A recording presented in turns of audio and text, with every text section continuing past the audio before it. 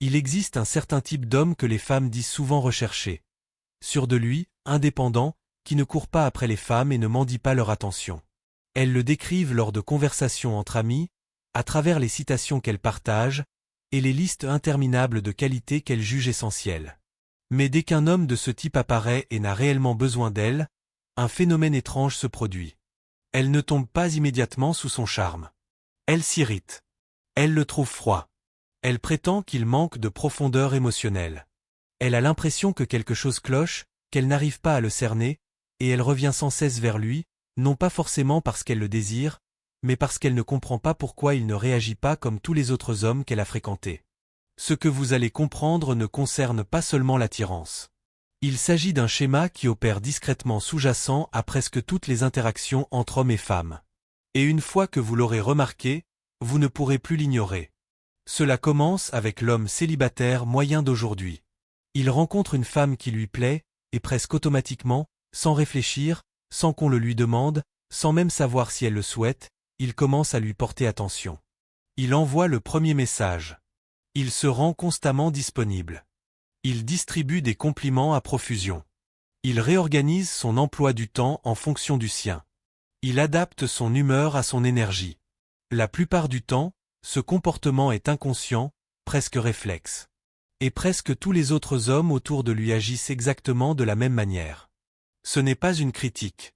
C'est ce qui se produit naturellement lorsqu'on intègre l'idée que le désir doit être bruyant et constant.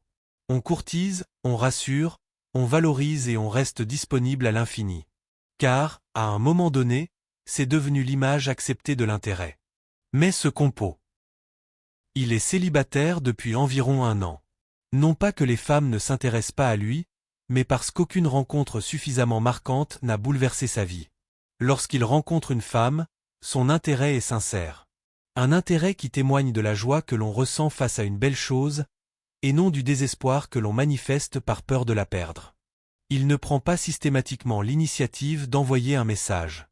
Il ne pose pas de lapin à la moindre occasion. Il ne la submerge pas de compliments immérités.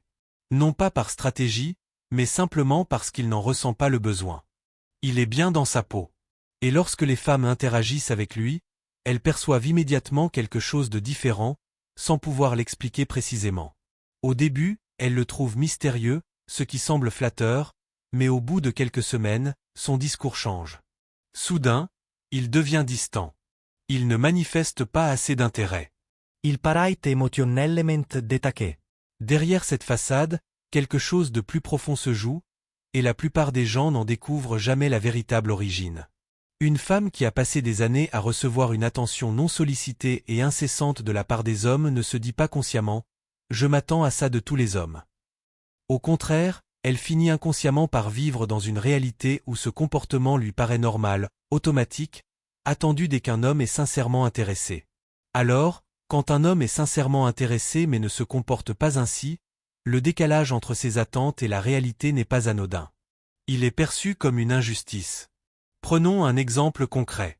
Imaginez grandir dans une maison où le chauffage se met en marche automatiquement chaque hiver. On ne se pose jamais de questions. On ne règle jamais rien. C'est comme ça. Puis, un hiver, il ne se met plus en marche. On ne se dit pas, le chauffage essaie peut-être une nouvelle méthode. On pense plutôt à un DISF. Rien de tout cela n'a forcément de rapport avec sa véritable personnalité. Cela tient surtout au fait qu'il ne lui a jamais envoyé le signal qu'elle attendait inconsciemment. Et, étrangement, cette absence se fait plus pressante que n'importe quel signal qu'il aurait pu lui transmettre. Imaginez maintenant Kayla dans la même situation. Elle connaît William par des amis communs et le croise de temps en temps lors de sorties. Elle est habituée aux hommes qui manifestent leur intérêt de façon ostentatoire. Le type qui lui envoie un SMS avant même qu'elle ait quitté le parking. Celui qui aime chacune de ses publications en quelques minutes.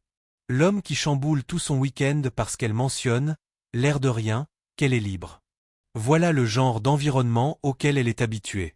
Et puis il y a William, qui répond des heures plus tard, non pas parce qu'il fait semblant d'être indisponible, mais parce qu'il a vraiment d'autres choses à faire. Il ne réagit pas de manière obsessionnelle à ses publications sur les réseaux sociaux parce qu'il passe peu de temps sur son téléphone. Il n'annule pas ses projets du samedi parce qu'il avait déjà une vie avant qu'elle n'entre dans sa vie. Et Kayla commence à en parler avec ses amis. Non pas comme on parle d'un homme qui nous plaît, mais comme on parle de quelque chose de déroutant. Il a l'air intéressé, mais ensuite il fait comme si de rien n'était. Je n'arrive pas à le cerner.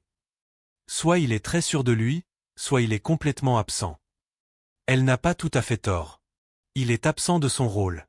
Mais il est présent avec elle. Et c'est cette nuance que la plupart des gens ne perçoivent pas. Il y a une énorme différence entre un homme émotionnellement indisponible et un homme qui refuse simplement de faire semblant d'être disponible. L'un est véritablement distant. Il évite l'intimité, se cache derrière la distance et ne laisse jamais personne s'approcher vraiment. L'autre est pleinement prêt. L'explication la plus simple, et pourtant rarement envisagée, est qu'il l'apprécie sincèrement sans pour autant rechercher son approbation. Qu'il la valorise sans avoir besoin d'elle.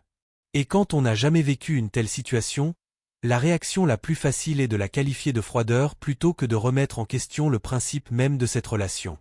Et puis, un phénomène inattendu se produit.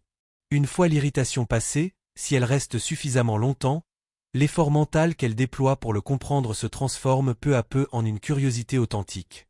Un véritable intérêt. Non pas cet intérêt superficiel qui naît de quelqu'un qui flatte constamment votre ego, mais cet intérêt plus profond, fruit d'une compréhension encore incomplète. Ce type d'intérêt est souvent celui qui peut se muer en quelque chose de significatif. L'homme qui instaure naturellement cette dynamique ne le fait pas en mémorisant des tactiques. Il le fait parce que cela reflète véritablement sa personnalité. Il la préserve en menant une vie qui a du sens pour lui. En se souciant de ses objectifs, de ses amitiés, de ses responsabilités et de ses passions, même si cela ne requiert pas son approbation. En ayant